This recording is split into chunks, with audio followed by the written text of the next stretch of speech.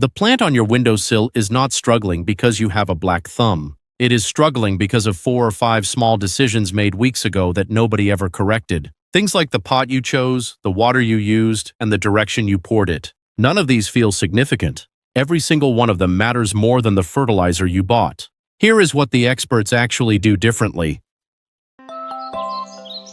Used sponges at the bottom of the pot. The next time you throw out a kitchen sponge, cut it up first. Sponge material is engineered to absorb water and release it slowly under pressure. Buried beneath potting soil, it does exactly that, soaking up excess water during watering and returning it gradually to the root zone as the soil dries. Plants in sponge-lined pots need watering significantly less often. The roots never experience the cycle of flood and drought that damages them over time. There is a second effect most people miss.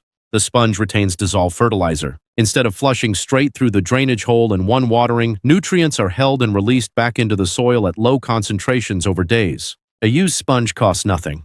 The effect it produces would cost you considerably more in specialized soil amendments. The overnight water rule. Watering directly from the tap is standard practice. The problem is not the water itself. It is what is dissolved in it. Municipal tap water contains chlorine and chloramine, compounds added to kill bacteria in the supply system. These do not disappear the moment water enters a plant pot. Chlorine is toxic to the beneficial microorganisms living in healthy soil, particularly mycorrhizal fungi, which form partnerships with plant roots and dramatically expand their ability to absorb nutrients. The fix takes 30 seconds. Fill your watering can the night before and leave it uncovered. Chlorine is a gas at room temperature and escapes within 8 to 12 hours. Chloramine, which is more persistent, requires 24 hours or a small piece of activated carbon placed in the water.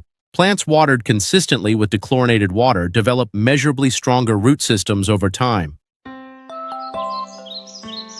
Banana peels and what they actually contain.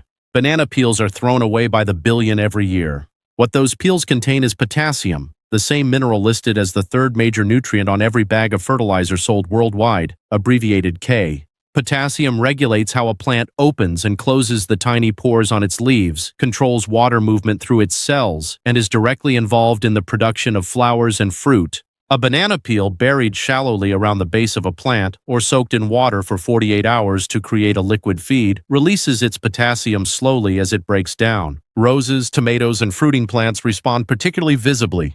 The peel also contains calcium and magnesium, 2 minerals frequently deficient in container-grown plants. You were already buying the bananas. What coffee grounds actually do.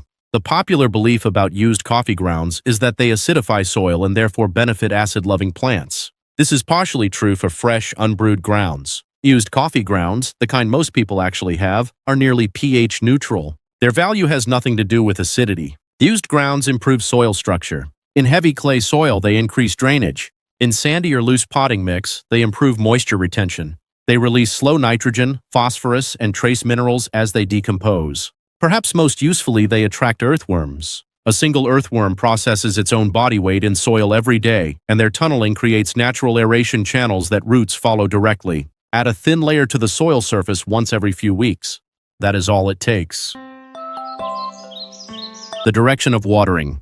Most people water from above. This is the least efficient method for almost every plant that exists. Water applied from above evaporates from the soil surface before it reaches the root zone. It creates a wet environment on leaf surfaces where fungal spores germinate. It compacts the top layer of soil over time, reducing how quickly water penetrates downward. Bottom watering, placing the pot in a tray of water and allowing the soil to draw moisture upward, delivers water directly to the root zone, encourages roots to grow downward toward the moisture source, and keeps leaf surfaces completely dry. Studies comparing bottom and top watered plants of the same species grown under identical conditions consistently show stronger root development and lower rates of fungal disease in bottom watered specimens. The technique requires only a tray. It costs nothing to change.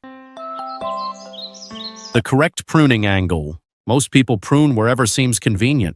The angle of the cut determines whether the wound heals cleanly or becomes an entry point for disease. The correct cut is made at a 45-degree angle, approximately 5 millimeters above a leaf node or bud, with the low point of the angle facing away from the bud. This slope allows water to run off the cut surface rather than pooling on it. A flat cut above a node retains water and increases the surface area available for fungal colonization. A cut made too far above a node leaves dead tissue that the plant cannot seal. It rots back slowly toward the living wood. These distinctions sound minor. Over multiple seasons of pruning, they determine whether a plant becomes increasingly productive or develops progressive dieback.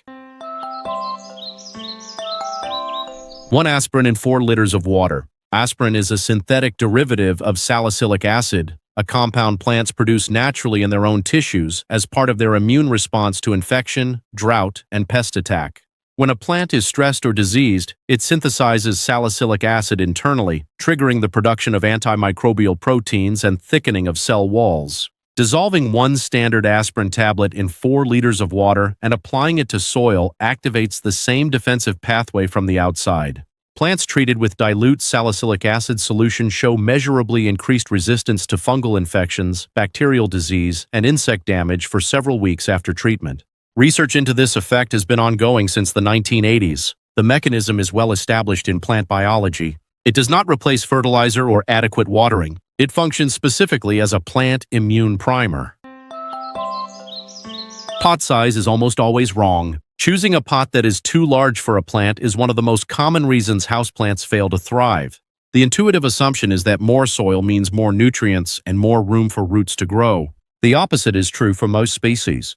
When a plant is placed in a pot significantly larger than its root ball, the excess soil around the roots stays wet for extended periods after watering. Because the roots are not yet extensive enough to absorb moisture from the outer zones, that persistently wet, root-free soil becomes the ideal environment for root rot pathogens. The standard recommendation is to move plants up by no more than 5 centimeters in pot diameter at each repotting. A plant that appears to be growing slowly in an appropriately sized pot is almost always healthier than one that appears vigorous in an oversized one.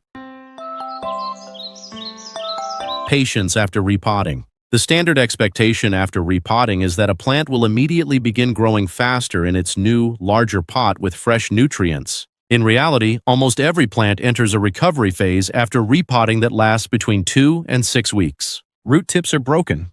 The fungal network connected to the root system is severed. The plant is placed in an unfamiliar soil environment with different moisture characteristics. During this period, the plant directs its energy entirely toward root repair and reestablishment, rather than above-ground growth. Leaves may yellow. New growth may stall. The plant may look worse than before. Fertilizing during this phase adds unnecessary chemical stress to an already compromised root system. Keep the plant in stable, moderate conditions. Consistent temperature.